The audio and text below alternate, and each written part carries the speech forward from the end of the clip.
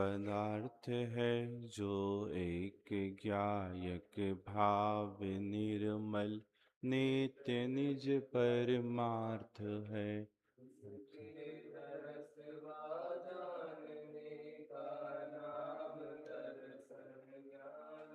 बेटा कुर्सी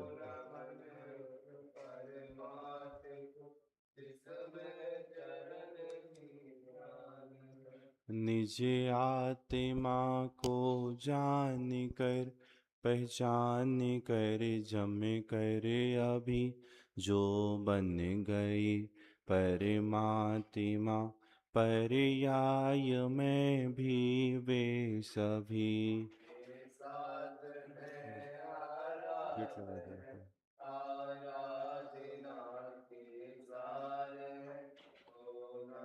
पंखा चला था।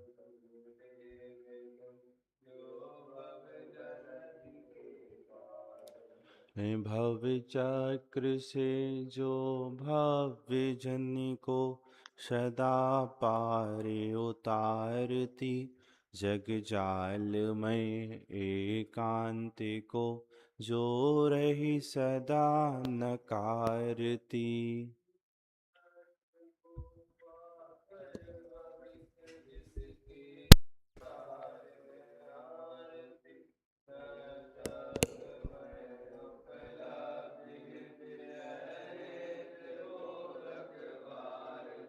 नए चक्र के संचार में जो चतुर हैं प्रतिबोध हैं भव चक्र के संहार में जो प्रति समय सन्नद्ध हैं।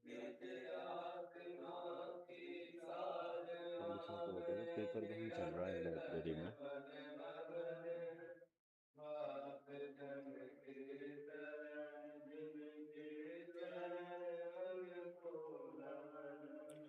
कर कर नमन निज भाव को जिन जिन गुरु जिन बचन को निज भाव निर्मल करन को जिन बर कथित नए चक्र को।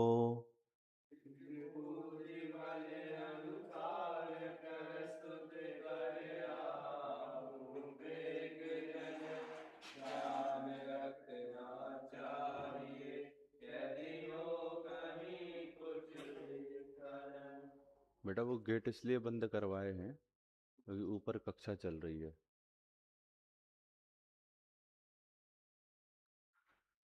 नए चक्र के प्रकरण में द्रव्यार्थिक और पर्यायार्थिक नय का प्रकरण हमारा कल पूरा हुआ। जो द्रव्य स्वभाव को विषय बनाता है वह द्रव्यार्थिक नय है।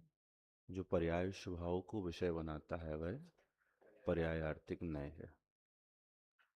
स्वद्रव्य स्वक्षेत्र स्वकाल स्वभाव की अपेक्षा प्रमाण का द्रव्यार्थिक नय का और पर्यायार्थिक नय का विषय बतलाने के उपरांत विस्तार से सर्वथा शब्द के प्रयोग की चर्चा वहाँ पर हुई थी।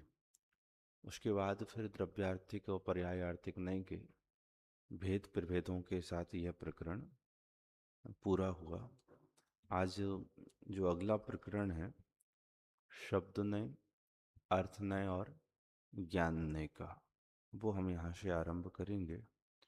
आप पेज नंबर निकाल लीजिए।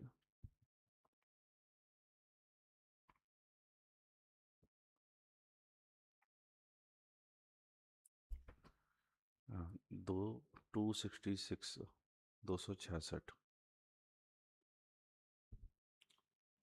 चौथा अध्याय है नैगमादि शब्द नय ज्ञान नय अर्थ नय और शब्द नय। देखिए शुरू करते हैं। जिनागम में प्रतिपादित नयों का वर्गीकरण निश्चय व्यवहार द्रव्यार्थिक पर्यायार्थिक एवं नैगमादिक शब्द नयों के अतिरिक्त ज्ञान नय अर्थ नय और शब्द नय के रूप में भी किया गया है। नैगमादि शब्द नयों की चर्चा करने के पूर्व इन्हें समझ लेना आवश्यक है क्योंकि नैगमादि नयों को इन तीन भेदों में भी विभाजित किया जा सकता है। जो नैगमादि शब्द ने पहले आपने तत्वार्थ सूत्र के पहले अध्याय के अंतिम सूत्र में भी पढ़कर रखे हैं, उनका विभाजन इन तीन नयों में भी किया जा सकता है। मतलब उनको शब्द नय, अर्थ नय और ज्ञान नय के रूप में भी वर्गीकृत किया जा सकता है। वैसे तो सभी नय सम्यक श्रुत ज्ञान के अंश होने से ज्ञानात्मक ही होते हैं, तथापि यहाँ विषय वस्तु की अपेक्षा उनके तीन भेद किए गए हैं। उनमें ज्ञान को जानने वाले नय ज्ञान नय हैं, शब्दों को जानने वाले नय शब्द नय एवं अर्थ को जानने वाले नय अर्थ नय कहे जाते हैं। पहला तो सिद्धांत क्या दिया है कि सम्यक श्रुत ज्ञान का अंश होने से नय कैसे हैं कि ज्ञानात्मक ही हैं। फिर भी जो ज्ञान को विषय बनाते हैं वो कौन है कि ज्ञान नय। जो शब्दों को विषय बनाते हैं वो कौन है शब्द नय। और जो अर्थों को विषय बनाते हैं वो कौन है अर्थ नय। ज्ञान क्या है, शब्द क्या है और अर्थ क्या है। ज्ञान क्या है, शब्द क्या है और अर्थ क्या है।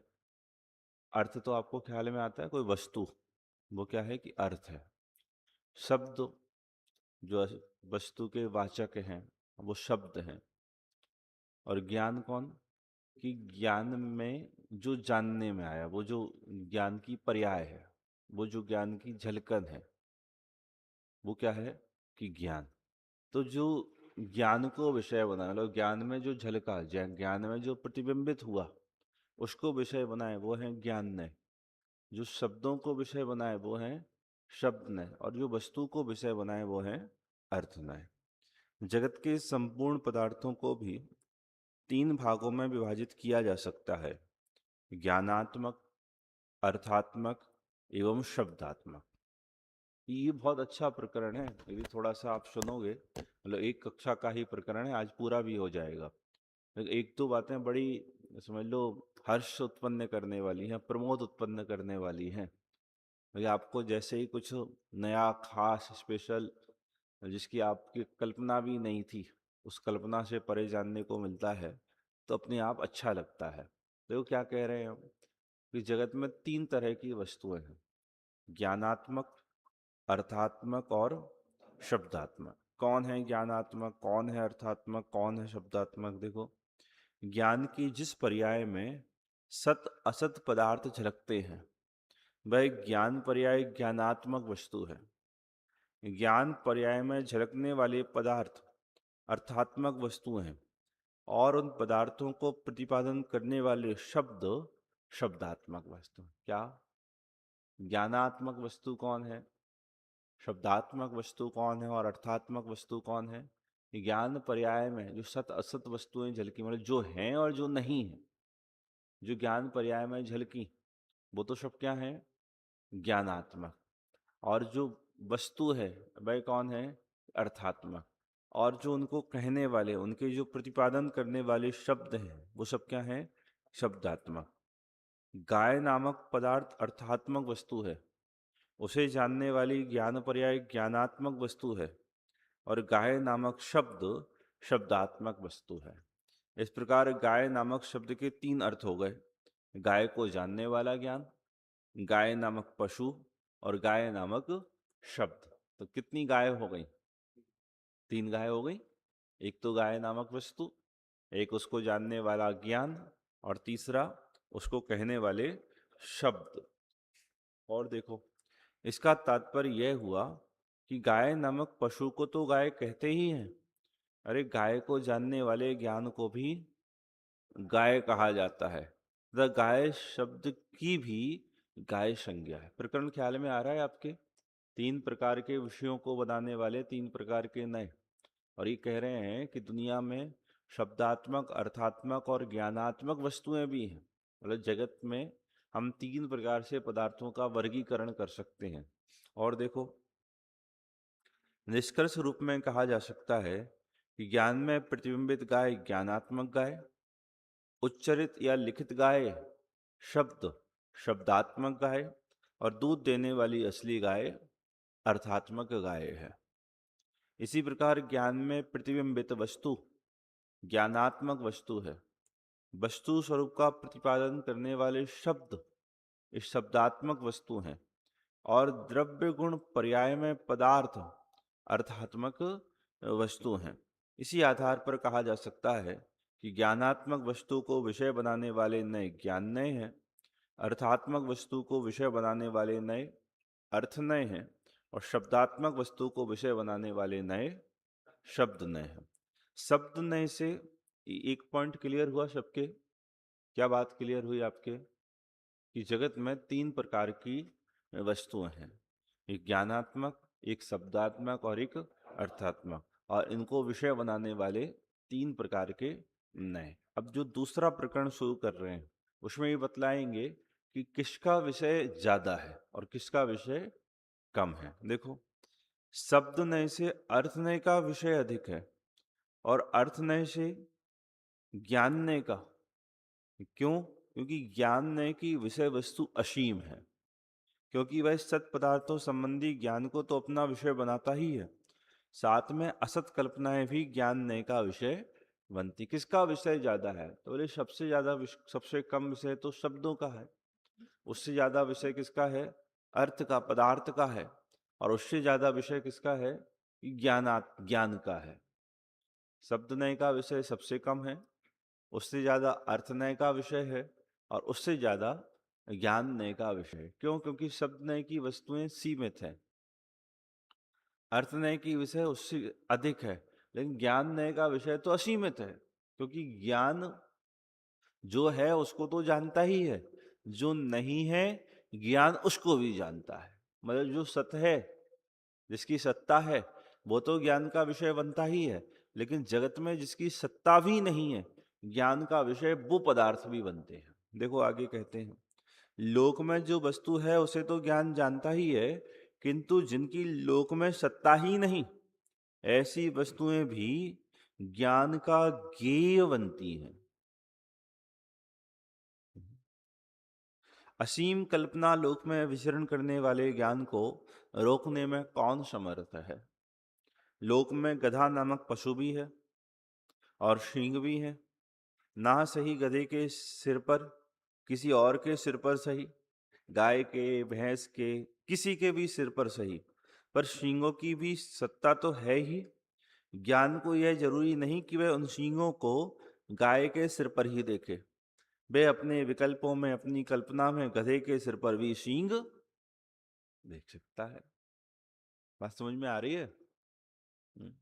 जैसे कोई नीति शतक का श्लोक पढ़ा रहा है, ज्ञानहीना, ये वाला जो श्लोक है ना, तो उसमें अंतिम में लिखा है, हाँ, पुच्छ वो बिना पूछ के पशु है, साक्षात पशु। हाँ, पुच्छ पाषाण विहीना साक्षात पशु, वो तो अलग है, साक्षात पशु वो वाला अलग है। वो ये है कि वो पृथ्वी लोक पर, भूलोक पर भार के समान है। जो, हाँ, साहित्य संगीत कला विहीना, हाँ, पर साक्षात वो क्या है, कैसा है कि वो इस भूलोक पर भार के समान है। उन्हीं उन्हीं विद्या के श्लोक में एक ये भी आया है कि वह बिना पूछ और बिना विषाण मतलब शींग के क्या है, ये पशु के समान है।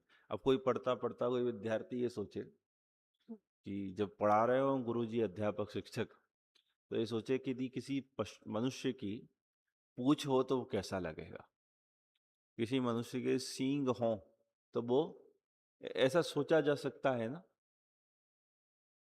ऐसी कल्पना संभव है क्या? नहीं है? है? मनुष्यों के सींग होते हैं क्या? मनुष्यों की पूछ होती है क्या? लेकिन पूछ और सींग तो है ना। लेकिन कोई ऐसी कल्पना जरूर कर सकता है, मतलब इसकी कोई मर्यादा थोड़ी ना है ज्ञान की, ज्ञानात्मक वस्तु की, वो कैसी भी कल्पना कर सकता है सत असत। जिस ज्ञान की पर्याय में सींगों वाला गधा दिखाई दिया, उस ज्ञान की पर्याय तो की सत्ता तो जगत में है ही। वो ज्ञान तो है ना ऐसा जानने वाला, ना सही वस्तु, लेकिन ऐसा जानने वाला ज्ञान है क्या? नहीं है। जिस ज्ञान में जानने में आया तो वो है ना ऐसा। ना सही सींगों वाले गधे की सत्ता, पर तत्संबंधी ज्ञान की पर्याय की सत्ता से तो इनकार नहीं किया जा सकता। अतः कहा जा सकता है कि सींगों वाला गधा कथनचित है भी और कथनचित नहीं भी है। वस्तु स्वरूप से तो नहीं है, पर उस रूप परिणत ज्ञान पर्याय के रूप में तो वह है ही। बैठ जाओ आप लोग। व्यंग चित्रकारों के कमाल को तो आपने देखे ही होंगे। वे संपूर्ण शरीर शेर का बना दें और उस पर चेहरा प्रधानमंत्री का चिपका दें, शरीर गधे का बना दें पर उसका मुख आदमी का।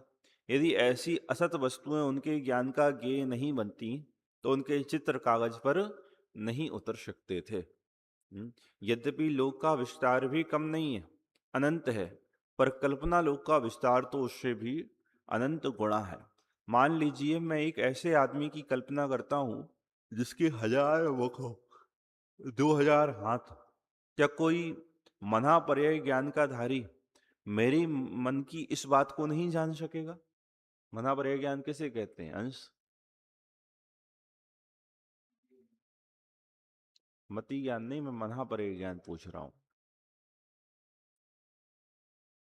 बोलो अर्पित, मना पर्याय ज्ञान किसे कहते हैं?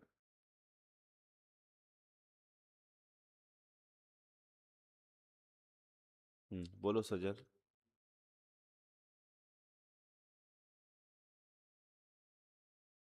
हाँ बोलो।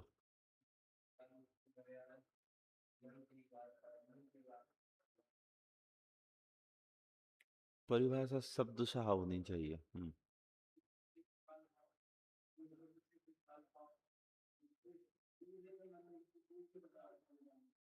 जो द्रव्य क्षेत्र काल भाव की मर्यादा सहित दूसरे के मन में स्थित रूपी पदार्थ को जानता है, वो मना पर्याय ज्ञान। कोई मना पर्याय ज्ञानी मुनिराज है और मैं अपने मन में एक कल्पना कर रहा हूं कि कोई ऐसा पुरुष है जिसके कितने हाथ हैं? 1000, 2000 हाथ हैं। और कितने मुख हैं? 1000 मुख है।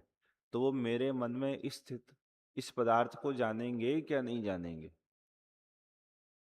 हाँ, जानेंगे। कह ही ये रहे हैं कि कल्पना लोक में विचरण करने वाला, सत असत पदार्थों को जानने वाला जो ज्ञान है, तो ज्ञान की अपेक्षा तो वह वस्तु सत है ना। उस ज्ञान में तो वो जानने में भले वस्तु जगत में सत्य नहीं है, वस्तु जगत में भले विद्यमान नहीं है, लेकिन ज्ञान जगत में तो वो है ही ना। यदि ऐसा ज्ञान ना हो तो ये व्यंगकार वगैरह जो कुछ भी बनाते करते हैं, ये कैसे बना लेते? और देखो, यद्यपि यह एकदम काल्पनिक भी नहीं है, क्योंकि 10 मुख वाले रावण की कल्पना तो अगणित लोगों ने कर ही रखी है। यद्यपि 10 मुख वाले रावण की सत्ता लोक में संभव नहीं है, तथापि हमने और आपने भी 10 मुख वाले रावण के पुतले तो देखे ही हैं। क्या वे शव असत हैं? क्या उनकी सत्ता का सर्वथा अभाव है? यह तो निश्चित ही है कि जमीन पर आने से पहले वे किसी के ज्ञान में आए होंगे, कल्पना में आए होंगे। 10 मुख वाला आदमी भले ही असंभव हो, पर उसके पुतले असंभव नहीं। तो फिर सींगों वाला गधा चाहे हो या ना हो, पर उसके भी पुतले चित्र तो बन ही सकते हैं। लोक में बनने के पहले वे ज्ञान में, मतलब ये कह रहे हैं कि ज्ञानात्मक वस्तु, हाँ, तो ज्ञानात्मक वस्तु के सत्य के होने की कितनी, समझ लो, महत्ता है उसकी, कितना महत्वपूर्ण। ये ज्ञानोदय मंदिर बना, तो ज्ञानोदय मंदिर बनने के पहले ये सत रूप में था क्या नहीं? वस्तु जगत में था क्या नहीं था? ये नहीं था। पहले में पहले तो किसी के ज्ञान में ही उसका सांचा खिंचा होगा ना। यदि ज्ञानात्मक वस्तु से इनकार कर दो तो फिर ये ज्ञानोदय बनना और देश में जो नाना प्रकार के, समझ लो, ये स्ट्रक्चर खड़े हो रहे हैं, ये कैसे बन पाते? हम्म। देखो, वास्तविक लोक जितना सुंदर है, विचित्र है, ज्ञान का लोक उससे भी सुंदर और विचित्र हो सकता है। यह ज्ञान का लोक कल्पना जगत, विकल्प जाल या संकल्पित ज्ञान नैगम नैरूप ज्ञान का विषय है। किसका विषय बनता है ये? सत और असत संपूर्ण कल्पनाओं, विकल्पों और संकल्पों का यह जगत नैगम्य का विषय है। ज्ञान नय का विषय है। इसी कारण नैगम नय ज्ञान नय भी कहा जाता है। अर्थ नय तो वह है ही। नैगम नय दो प्रकार का है, ज्ञान नय रूप भी है और अर्थ नय रूप भी है। दर्पण में प्रतिबिंबित मोर, अब थोड़ा सा देखो इसकी गहराई को और नाप रहे हैं। एक सामान्य से बात आपको ख्याल में आई, क्या प्रकरण शुरू किया दूसरा वाला, कि किसका विषय ज्यादा है, ज्ञाननय का विषय ज्यादा है, शब्दनय का विषय ज्यादा है, क्या अर्थनय का विषय ज्यादा है? तो सर्वाधिक विषय किसका है? ज्ञाननय का। क्यों? क्योंकि वह सत और असत दोनों को ही अपना विषय बनाता है।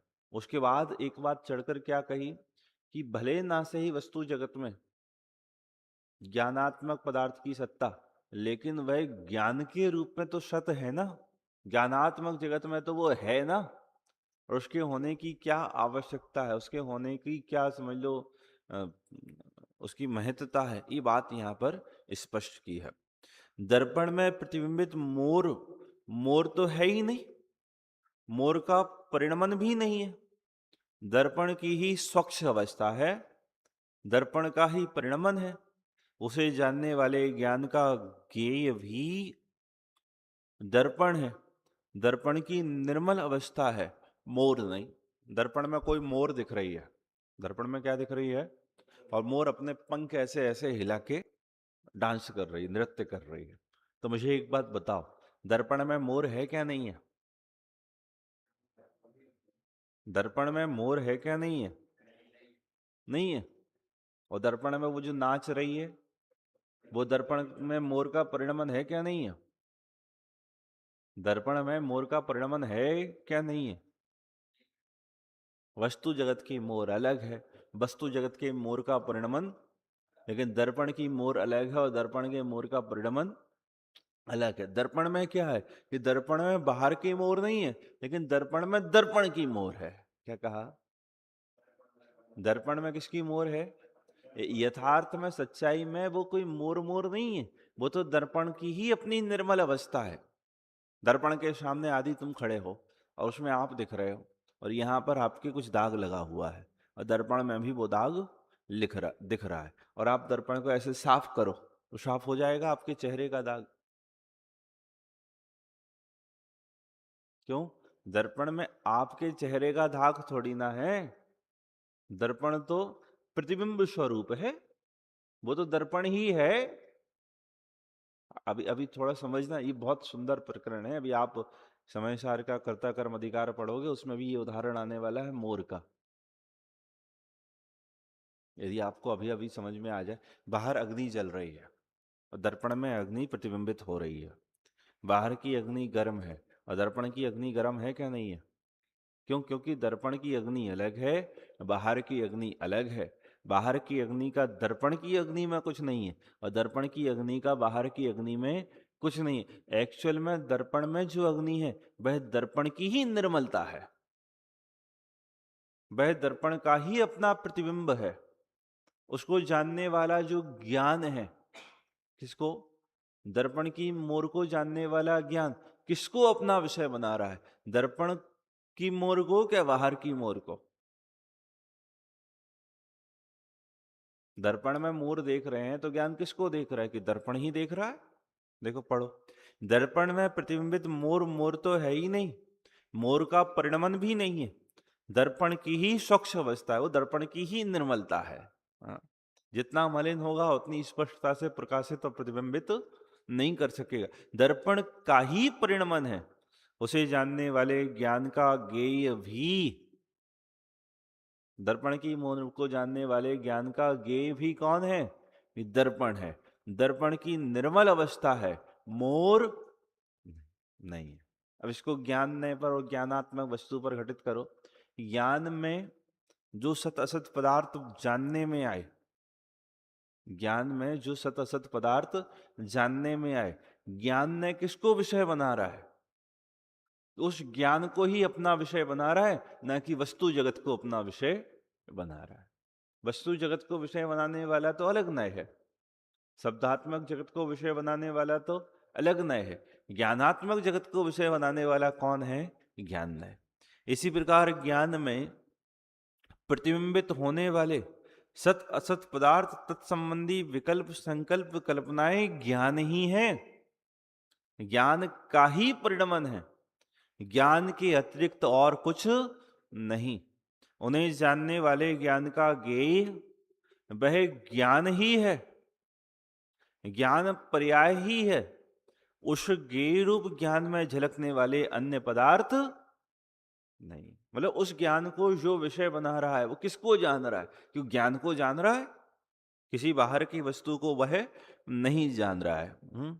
ऐसी स्थिति होने पर भी, अब देखना पॉइंट भी नोटेड, ये सिद्ध कर रहे हैं कि उसको मोर कैसे कहते हैं, ज्ञानात्मक वस्तु की सत्ता सिद्ध करने के लिए।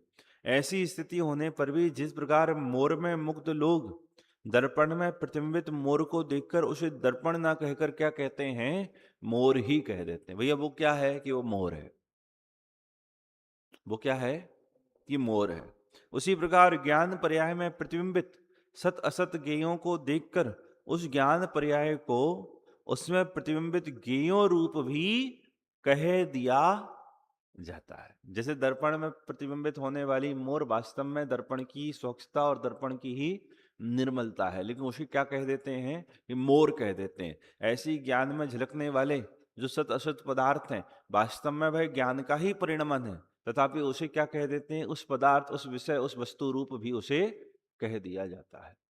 देखो क्या लिखते हैं, उसी प्रकार ज्ञान पर्याय में प्रतिबिंबित सत असत ज्ञेयों को देखकर उस ज्ञान पर्याय को उसमें प्रतिबिंबित ज्ञेयों रूप भी कह दिया जाता है। इसलिए तो कहते हैं ज्ञान कैसा है कि सर्वगत है, ज्ञान कैसा है कि लोकालोक का है। तो लोकालोक का ज्ञान है, ज्ञान किसका है? लोकालोक का ज्ञान है कि ज्ञान का है? दर्पण में मोर झलकी, मोर किसकी है दर्पण में? ये दर्पण की है या मूर है? ऐसी केवल ज्ञान में लोकालोक झलका, तो लोकालोक है कि ज्ञान है? लेकिन लोकालोक का ज्ञान ऐसा, जैसे दर्पण को में झलकने वाले प्रतिबिंब को मोर कह देते हैं, ऐसे ही ज्ञान में झलकने वाले पदार्थ को उस पदार्थ रूप कह दिया जाता है। देखो यही कारण है कि गाय को जानने वाले ज्ञान को भी गाय कह दिया जाता है। ये अर्थात वो सब ज्ञानात्मक वस्तु की सत्ता सिद्ध कर रहे हैं। लोक में भी ऐसे प्रयोग अप्रचलित नहीं है। दर्पण में प्रतिबिंबित या दीवार पर चित्रित मोर को देखकर हम कह ही देते हैं कि देखो कितना सुंदर मोर है। यद्यपि दर्पण में मोर की सत्ता नहीं है, अतः वह असत्य ही है, तथापि उसका प्रतिबिंबित बिंबित तो है ही, इस अपेक्षा उसे कथनचित सत भी कह सकते हैं। अतः वह कथनचित सत भी है और कथनचित वस्तु जगत से देखो तो नहीं है, लेकिन ज्ञानात्मक रूप से देखो तो वह है। इसी प्रकार के सत और असत संकल्पित ज्ञेयों को जानने वाली ज्ञान पर्याय को जानना ज्ञान का कार्य है। आपका विषय स्पष्ट हुआ, क्रमशः किसका विषय अधिक है। उसके बाद ये चर्चा की है कि ज्ञानात्मक जगत में समझ लो ज्ञान में झलकने वाले सत असत पदार्थ भी कथनचित हैं, ज्ञान में झलकने वाले का पदार्थ भी कथनचित शत रूप हैं, ज्ञानापेक्षा देखो तो वह हैं। उक्त तीनों नयों की विषय वस्तु के संदर्भ में जैनेन्द्र वर्णी के निम्नांकित विचार द्रष्टव्य हैं। ज्ञान सत व असत सब प्रकार के अर्थ को जानने के लिए समर्थ है। सत्ताभूत पदार्थों को तो ज्ञान जानता ही है, परंतु कल्पना के आधार पर गधे का सींग, आकाश का पुष्प, हवा, अटूट विटूट आदि वे सिर पैर की बातों को जानने के लिए कौन रोक सकता है। अभी एक पिक्चर आई थी ना, कौन सी थी वो, स्त्री करके एक पिक्चर आई थी, तो उसमें एक सिर कटा था। तो सिर कटा कोई होता है? सिर कटा कोई होता है क्या? तो ये सिर कटा कैसे वस्तु जगत में समझ लो प्रतिफलित हुआ, प्रतिबिंबित कैसे हुआ? तो पहले ज्ञान में किसी ने जाना ही होगा ना कि ऐसे भी हम कुछ सोच सकते हैं, कुछ कर सकते हैं। तो बे सिर पर की बात, कुछ भी सोच सकता है, कुछ भी जान सकता है, की बातों को जानने के लिए उसे कौन रोक सकता है। अतः ज्ञान में अर्थ व शब्द ने प्रतिभास भी होता है और कल्पना जन्य ज्ञान जो अर्थात्मक वस्तु है उसको तो जानता ही है, शब्दों को तो जानता ही है, लेकिन जो ना अर्थात्मक है ना जो शब्दात्मक है उसको भी ज्ञान जान लेता है। कल्पना जन्य प्रतिभास नियम से ज्ञान विषयक ही होता है, अर्थवाद शब्द विषयक नहीं। कल्पना जन्य प्रतिभास का विषय अर्थवाद शब्द दोनों से अधिक है, क्योंकि अर्थवाद शब्द तो सीमित है और वह असीम, इसलिए ज्ञान सबसे बड़ी वस्तु है। शब्द व अर्थ में से अर्थ बड़ा है और शब्द छोटा, क्योंकि द्रव्य गुण पर्यायों में सूक्ष्म स्थूल रूप से तथा द्रव्य क्षेत्र काल भाव रूप से रहने वाला अर्थ तो अनंत है, परंतु शब्द संख्यात मात्र से अधिक होना ही असंभव है। क्या कह रहे हैं? शब्द संख्यात मात्र से अधिक होना ही असंभव। वस्तु तो हम कहते हैं कि अनंत है, लेकिन शब्द कैसे हैं? ये संख्यात हैं। दूसरी बात यह है कि शब्द केवल स्थूल अर्थ को ही विषय कर सकता है, सूक्ष्म को नहीं। और जगत में स्थूल की अपेक्षा सूक्ष्म अर्थ बहुत हैं, इसलिए शब्द का विषय अर्थ की अपेक्षा अत्यंत अल्प है। इस प्रकार तीनों नयों के विषय में महान व लघुपना जान लेना चाहिए। ज्ञान नय का विषय महान है, अर्थ नय का उससे कम, और शब्द नय का शब्द से कम। ख्याल में आया?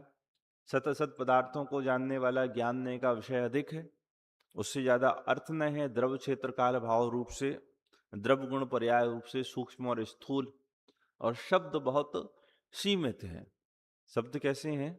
क्योंकि वह स्थूल को तो जान कह सकते हैं, लेकिन जो सूक्ष्म पदार्थ है उनको तो वो कह ही नहीं सकते। और आप प्रयोग भी देखना, अनुज नाम समझ लो, आपको इन नामों का रिपीटेशन मिल जाता है ना। नामों का रिपीटेशन क्यों मिल जाता है? क्योंकि शब्दों की एक सीमा है, शब्दों की एक मर्यादा है। एक ही वस्तु, मतलब अलग अलग वस्तुओं के एक ही नाम हो जाते हैं। अलग अलग वस्तुओं के, इसको क्या कहते हो? टेबल। जिस पर आप लिखकर बैठे हो उसको क्या कहते हो? और भी नाना प्रकार के आकार प्रकार की बन जाए उसको क्या कहोगे? टेबल। क्योंकि शब्दों की अपनी एक, अच्छा, जो सूक्ष्म वस्तु है उसको तो कहने के लिए शब्द ही नहीं है। देखो आगे चलते हैं। यहां एक प्रश्न संभव है। अगला प्रश्न और इम्पोर्टेंट आ रहा है। अभी दो बातें मुख्य रूप से हुई हैं। जगत में तीन प्रकार की सत्ताएं हैं और उसके बाद किसका विषय अधिक है। अब ये बड़ा इंपॉर्टेंट प्रश्न है। यह एक प्रश्न संभव है, क्या कल्पना जन्य असत प्रतिभास को जानने वाला ज्ञान भी सम्यक हो सकता है? अब आप सोचकर मुझे बतलाना, क्या प्रश्न कर रहे हैं यहां पर? ये प्रश्न कर रहे हैं कि कल्पना मतलब जो नहीं है, वस्तु जगत में नहीं, असत रूप से है, क्या उसको जानने वाला ज्ञान सम्यक ज्ञान होगा क्या नहीं होगा? नयों के संदर्भ में पहला बिंदु क्या लिखा था कि सम्यक श्रुति ज्ञान का अंश वो नय होता है, यही लिखा हुआ है ना।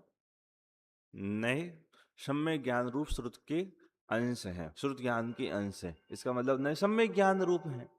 और ये बात भी हमने पढ़ी थी कि नए ज्ञानियों के ही होते हैं, अज्ञानियों के, मिथ्या दृष्टियों के नए नहीं होते। ये बात हम पहले पढ़ चुके हैं। तो ये प्रश्न कर रहे हैं कि कल्पना को जानने वाला ज्ञान वो सम्यक ज्ञान रूप है या मिथ्या ज्ञान रूप है? बतलाओ। कल्पनाओं को जानने वाला ज्ञान वो सम्यक ज्ञान रूप है क्या मिथ्या ज्ञान रूप है? बोलो भाई। मिथ्या ज्ञान रूप है। क्यों? फिर वो सिद्धांत बाधित नहीं हो जाएगा? फिर तो जो ज्ञान नय है वह झूठा नहीं हो जाएगा, मिथ्या नय नहीं हो जाएगा। तो फिर तो ज्ञान नय की कल्पना ही नहीं होनी चाहिए थी। यदि कल्पनाओं को, असत को जानने वाला ज्ञान मतलब ज्ञान नय झूठा है, अज्ञान है, सम्यक ज्ञान नहीं है, तो फिर ज्ञान नय ही क्यों है? प्रश्न समझ में आया आपके? उत्तर पढ़ो यहां से। यह एक प्रश्न संभव है कि कल्पना जन्य असत्य प्रतिभास को जानने वाला ज्ञान भी सम्यक हो सकता है। क्या ज्ञानी जन भी इस प्रकार के कल्पना लोक में विचरण करते हैं? क्या ज्ञानी जनों का ज्ञान भी बेसिर पैर की बातों को अपने ज्ञान का विषय बनाता है? यदि हाँ, तो फिर इसका कोई उदाहरण भी है क्या? अरे ज्ञानी सपने नहीं देखते क्या? सपने सत होते हैं क्या? हम्म? भाई, जब यहाँ सम्यक श्रुत ज्ञान के अंश रूप नयों की चर्चा चल रही है तथा ज्ञान नय भी सम्यक नयों का ही एक भेद है, तो फिर यह सहज ही सिद्ध है कि ज्ञानी जनों के भी, देखो,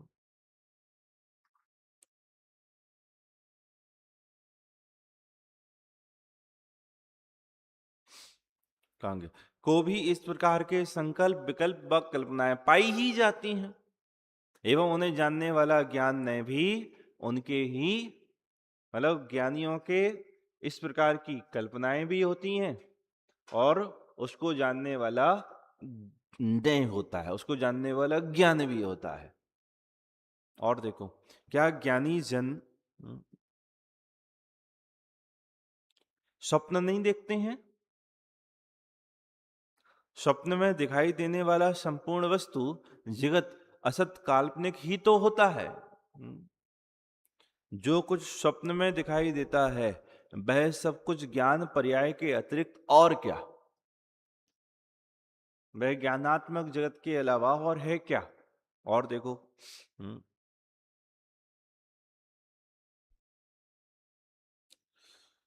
यद्यपि स्वप्न में दिखाई देने वाले पदार्थ एवं घटनाएं वास्तविक नहीं है, असत है, ज्ञान पर्याय के परिणमन मात्र है, तथापि स्वप्न असत नहीं है। स्वप्न तो है ना। हम्म, उन्हें जानने वाला ज्ञान भी असत नहीं है, सत है, सम्यक है। तीर्थंकर की मां को 16 स्वप्न आते हैं। अंत में मुख में प्रवेश करता हुआ धवल वृषभ दिखाई देता है। क्या ऐसा कुछ घटित भी होता है? क्या ऐसा संभव है कि किसी समझ लो स्त्री के मुख में कोई बैल प्रवेश कर जाए? कल्पना में होता है, स्वप्न में ऐसा होता है? नहीं। तो क्या स्वप्न असत्य है? झूठे हो गए सपने?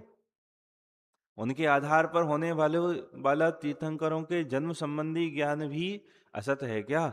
नहीं, कदापि नहीं।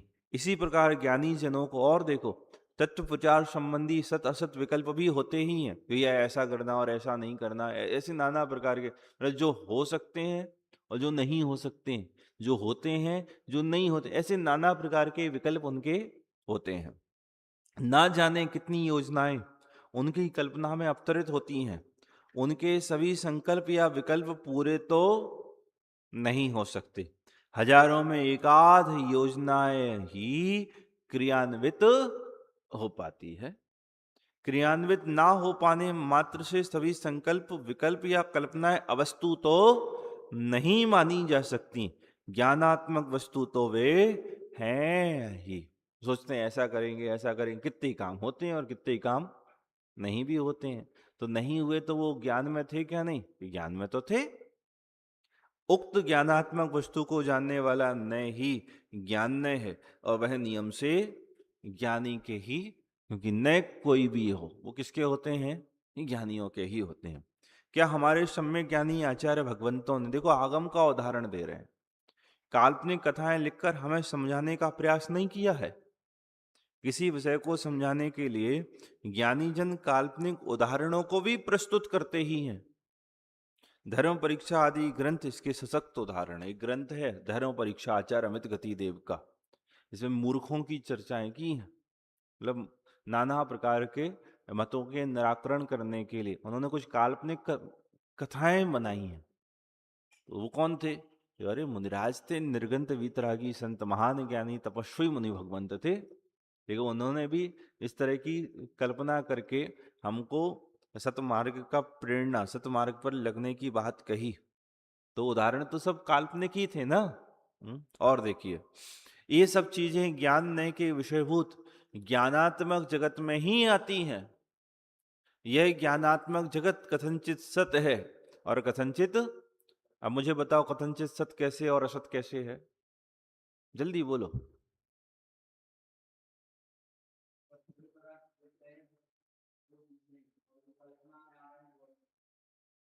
उल्टा हो गया। अरे मैं 2 बार 3 बार बोल चुका हूं इस बात को, कहाँ रहते हो तुम लोग। हम्म।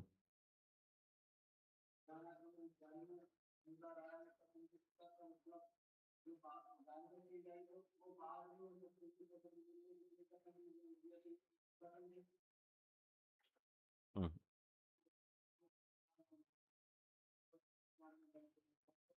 हम्म।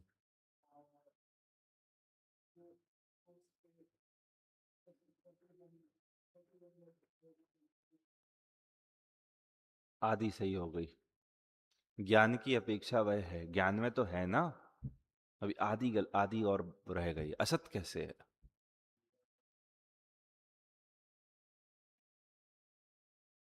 दर्पण में देखो तो मोर है, लेकिन दर्पण वाली मोर बाहर है क्या, नहीं है। Very good. ज्ञानात्मक दृष्टि से विचार करो तो है, और अर्थात्मक रूप से विचार करो तो, ज्ञानात्मक रूप से विचार करो तो गधे के सींग हैं, लेकिन वस्तु जगत से विचार करो तो गधे के सींग नहीं होते हैं।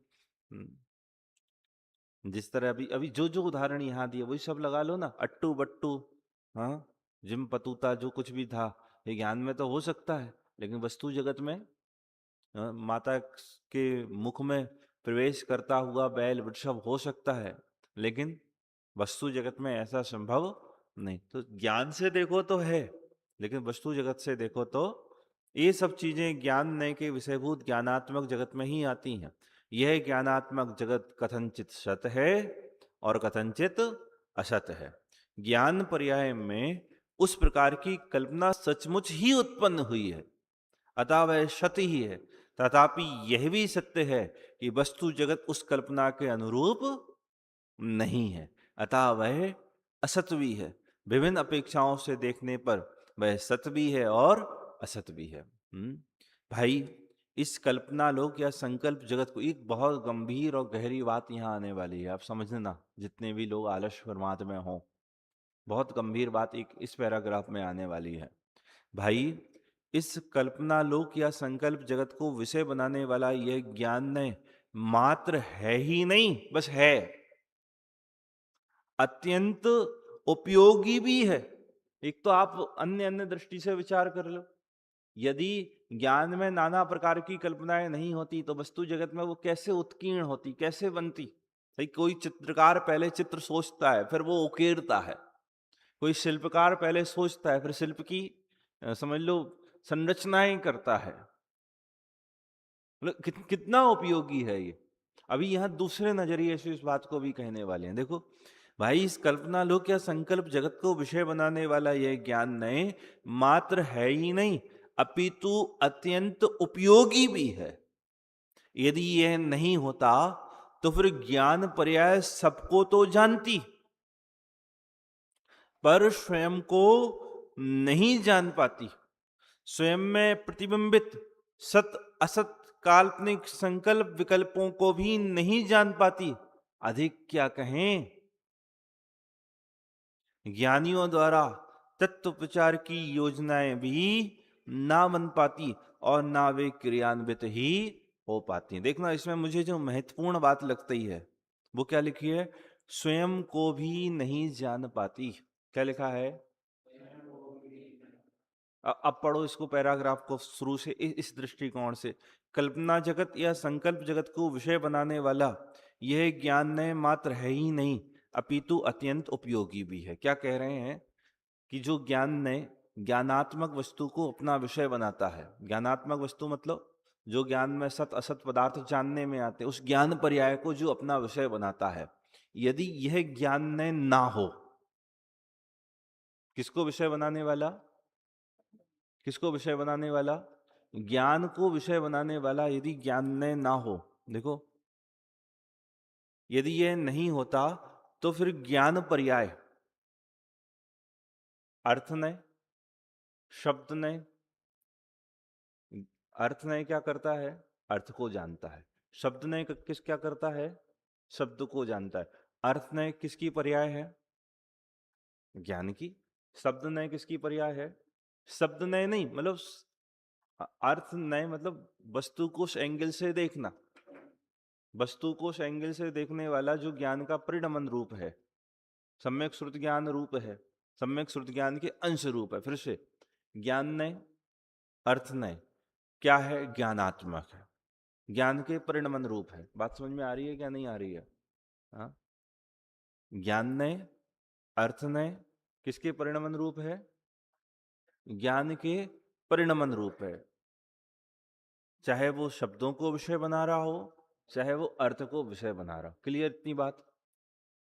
अब ये कह रहे हैं कि जैसे शब्दों को जानने वाली ज्ञान पर्याय, अर्थ को जानने वाली ज्ञान पर्याय, वैसे ही ज्ञान को जानने वाली ज्ञान पर्याय, मतलब ज्ञान में प्रतिबिंबित हुए पदार्थ को जानने वाली ज्ञान पर्याय, ज्ञान में परिणमन को जानने वाली ज्ञान पर्याय ना हो तो ज्ञान पर्याय क्या करे? हाँ, सबको तो जानती, अर्थ को जानती, शब्द को, सबको तो जानती, पर स्वयं को नहीं जान पाती। बोर्ड कहां गया? फटाफट लाओ। समझ में आ गया हो तो फिर कोई बात नहीं बोर्ड की। तो ये इतना समझ लो जोरदार प्रकरण है। ज्ञान नय ना हो तो आप सम्यक दृष्टि ना हो पाओ, ज्ञान नय ना हो तो आप सम्यक ज्ञानी ना हो पाओ, ज्ञान नय ना हो तो स्व सन्मुखता का पुरुषार्थ ना हो पाए। इस पर थोड़ा सा ध्यान आकर्षित करना।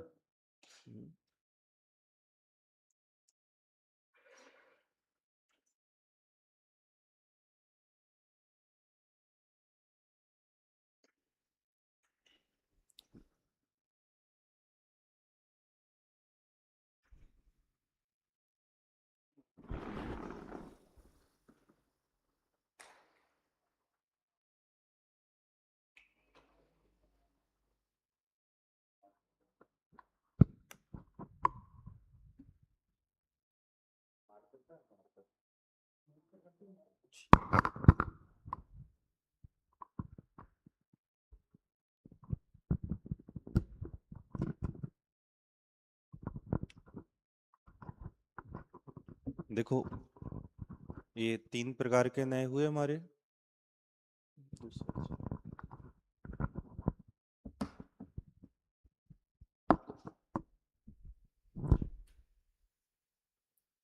अर्थ नय पहले लिख देता हूं, शब्द नय, और फिर ज्ञान नय। ठीक है, ये सब क्या है? सम्यक श्रुत ज्ञान का अंश है। तो अपन समझ लो ये ज्ञानात्मक है। कैसे हैं? ज्ञानात्मक है मतलब जानने वाले हैं। अर्थ ने किसको जानता है? अर्थात्मक जगत को। शब्द ने किसको जानता है? शब्द को। ज्ञान ने किसको जानता है? ज्ञान के परिणमन को। क्लियर? क्लियर? अब इसकी उपयुक्ता तो आपको ख्याल में आती है। भाई अर्थ को जानने वाला अर्थ नय ना हो तो ये वस्तुएं जानने में कैसे आए? शब्द को जानने वाला शब्द नय ना हो तो ये जो शब्द हैं, ये जो वाचक हैं, प्रतिपादक हैं, इस शब्द कैसे जानने में आए? लेकिन आपको इसकी उपयोगिता ख्याल में आती है क्या नहीं आती है? यदि ये ना हो, कौन सा नय? ज्ञान नय ना हो तो अर्थ जगत को तो जान ले, शब्द जगत को तो मतलब सब कुछ आपके जानने में आ जाए। क्या क्या क्या जानने में आ जाए? सब कुछ आपके जानने में आ जाए, लेकिन ये जहां जानना हो रहा है उसको कैसे जानेंगे? नहीं आई बात समझ में? अर्थ नय से, शब्द नय से जगत का कहां जानना हुआ? ज्ञान में ही जानना हुआ। शब्द नय से शब्दों का कहां जानना हुआ? ज्ञान में ही जानना हुआ। लेकिन ज्ञान में जानना हो रहा है, उस ज्ञान के परिणमन को जानने वाला कौन है? कौन है? कौन है? ज्ञान है। बात समझ में आई क्या नहीं आई? अंश तुम्हारे समझ में आई? भाई हम इससे इसको जानते हैं, इससे इसको जानते हैं, इससे इसको जानते हैं, और हम कहाँ जान रहे हैं कि अपने में? तो अपने को किस नए से जानेंगे, किस एंगल से अपने को जानेंगे? कि उसको जानने वाला भी कौन है? एक ज्ञान नय का एंगल है। यदि हम इसको नहीं माने तो हम सबको तो जान लें, लेकिन बस ये जानना, मतलब हम अपने आप को ही नहीं जान पाएंगे। भाई मैं कौन हूं? मैं ना अर्थ हूं, ना मैं शब्द हूं, मैं कौन हूं? कि जानने वाला हूं। जानने वाला कौन है? कि जानने रूप से परिणमित होता है। अब मैं जानने रूप परिणमित परिणमन को ही नहीं जान पाऊं तो फिर अपने ज्ञायक को कैसे जानूंगा? जानने के स्वभाव को कैसे जानूंगा? एक ज्ञान ने ज्ञान परिणमन को जानता है। किसको जानता है? ज्ञान परिणमन को। अब ज्ञान परिणमन में सत हो, असत हो, कल्पना हो, संकल्प हो, कुछ भी हो, लेकिन यदि ये नए नहीं होगा तो हम अपने आप को जाने बिना रह जाएंगे। देखो क्या लिख रहे थे वहां पर, कितनी सुंदर बात थी। भाई इस कल्पना लोक या संकल्प जगत को विषय बनाने वाला यह ज्ञान नए मात्र है ही नहीं, अपितु अत्यंत उपयोगी भी है। यदि यह नहीं होता तो फिर ज्ञान पर्याय सबको तो जानती, पर स्वयं को नहीं जान पाती। स्वयं में प्रतिबिंबित सत असत काल्पनिक संकल्प विकल्पों को भी नहीं जान पाती। किसको नहीं जान पाती? स्वयं को नहीं जान पाती। स्वयं में जो सत असत पदार्थ जानने में आ रहे हैं उनको भी नहीं जान पाती। अधिक क्या कहें, एक तो एक इंपॉर्टेंट बात मैंने ये कही, समझ लो रत्नात्रय सम्यक दर्शन की मुख्यता से बात कही। ये कह रहे हैं फिर यदि सत असत पदार्थों को ज्ञान ने नहीं जानता तो आप सोच लो ये बिल्डिंग बन पाती, नाना प्रकार का शिल्प हो पाता, ये सब कुछ हो पाता क्या? जो है सब उसको ही जानता ना। ज्ञानियों की जो नाना प्रकार के तत्व प्रचार की योजनाएं बनती हैं वो भी सब धरी की धरी रह जाती। वो क्या कह रहे हैं? ज्ञानियों द्वारा तत्व प्रचार की योजनाएं भी ना बन पाती और ना वे क्रियान्वित भी हो पाती। भाई यह ज्ञान ने कल्पना लोक में विचरण करने वाले पागलों का प्रलाप नहीं, अपितु उर्वर कल्पना से, उर्वर मतलब उत्पन्न करने वाली कल्पना से परम सत्य का उद्घाटन करने वाले आत्मशोधी खोजी ज्ञानियों का नए संबंधी रहस्योद्घाटन है। इस तरह मुख्य रूप से 3 प्रकरण इसमें हुए। एक तो शब्दात्मक, अर्थात्मक और ज्ञानात्मक वस्तुएं किस प्रकार से हैं, उसका विषय किसका अधिक है, किसका कम है, और ज्ञानियों के और भी ज्ञान ने जो होता है वह है, और वह सम्यक श्रुति ज्ञान का अंश होता है। और लास्ट में ज्ञान नय की उपयोगिता पर विचार करके यह प्रकरण अभी यहीं पर हम पूर्ण करते हैं। अगले प्रकरण में नैगवादी सप्तनयों के रूप में इन 3 नयों का विभाजन करेंगे, या इन 3 नयों में नैगवादी सप्तनयों का विभाजन आएगा, वो चर्चा यथास्थान करेंगे। अभी विराम लेते हैं। एक साथ बोलिए।